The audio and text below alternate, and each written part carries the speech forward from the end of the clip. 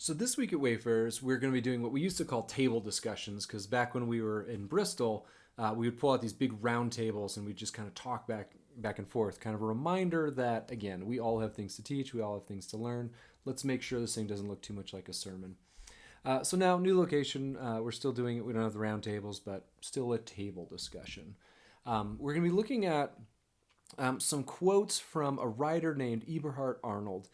If you've never run into him, which I hadn't until recently, he was a writer and a thinker around the time of World War II. So he's a contemporary with Bonhoeffer. Obviously, he's a German, so there's a lot going on in the world at that point in time. And he was someone who decided to experiment with kind of communal living. So he, seeing a lot of what was going on in his culture at the time, rise of Nazism, etc., he wanted to get serious about the Christian life and taking very literally many of the things that Jesus taught about sharing things, living like the early church. He was obviously very critical of Hitler and a lot of the things going on there. And so the book that we're going to be looking from, he was working on when he was living in his community, his kind of intentional community at the time, and he knew it was going to be controversial. And so when he knew he was going to get raided and arrested, he actually buried it in, I think, an ammo box in the ground, and people had to go back years later and dig it back up so that they could work with some of these writings. The communities that he kind of helped found are called the Bruderhof communities, which I think is just brother house in German. But these still exist. There are still intentional communities all around that treat him as the founder of these movements of intentional communities, and he's got some very interesting writings around what community is and what God's inner life looks like. So that's where the quotes that are not the Bible come from this week. For what I usually do is, because I think the bulk of what we're doing is the discussion among each other. So I mostly ask questions. I provide quotes and ask questions. So for this video, I will read these out loud, and then these are always available if someone would like to look at them more closely. But I'm not going to be giving my thoughts like I would in a more normal talk. I'll just read the questions, I'll read the quotes, and then kind of let you ponder what it is God might be doing through them. So our opening questions will be, what is the point of the Christian life in the communities that you grew up in? Or maybe what was considered success in life if you didn't grow up in the church? What is success? How would you define success in the Christian life now? In what ways has this ideal changed, and in what ways is it the same? Again, just the question of why do we do church? What is Christian community supposed to look like? What are we trying to do and accomplish? So first quote from Old Arnold in his book Inner Land is this: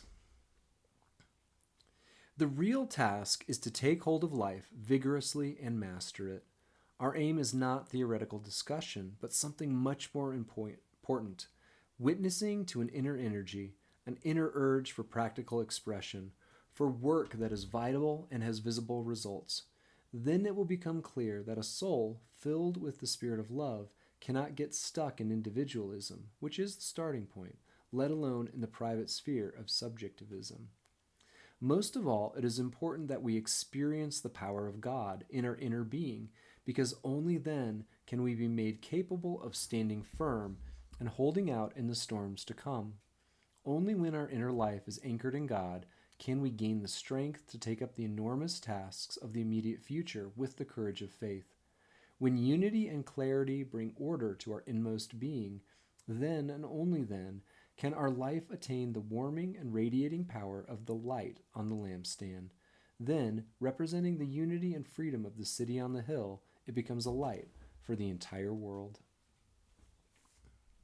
So the question I had on that quote is, why is it important our inner life be connected to God? How do you personally nurture and grow this connection? What are other practices or experiences you might be interested in trying to nurture this? Why does a rich inner experience of God need to be expressed in practical outer life of community and serving others?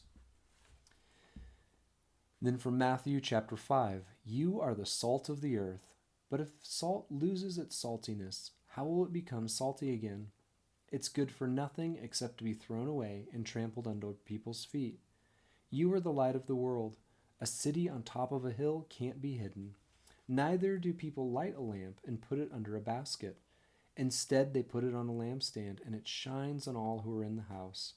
In the same way, let your light shine before people, so they can see the good things you do and praise your Father who is in heaven.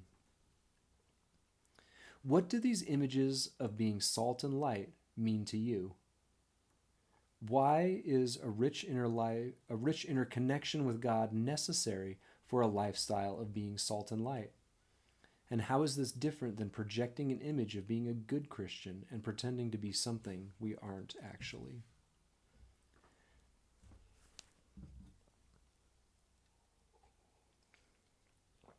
And then one more Arnold quote from a little tract of his called Why We Live in Community.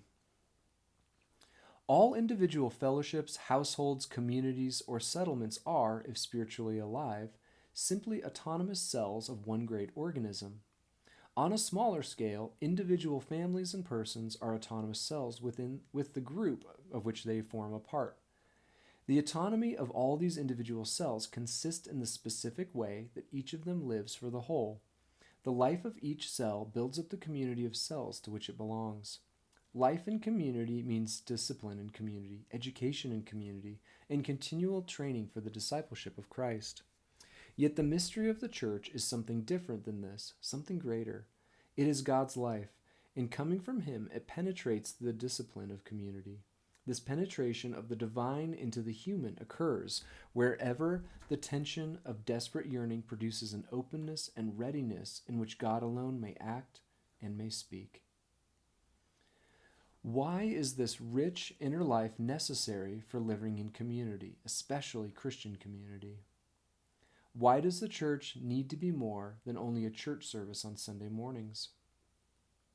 How might you be God's life in the world? How might your family unit, whatever it looks like, enter this calling? And how should this community communicate God's life to each other and to the world around us? So what's God saying to you with this discussion? What are we going to do about it? Those are the fun things I'm looking forward to discovering in conversation with all of you on Sunday.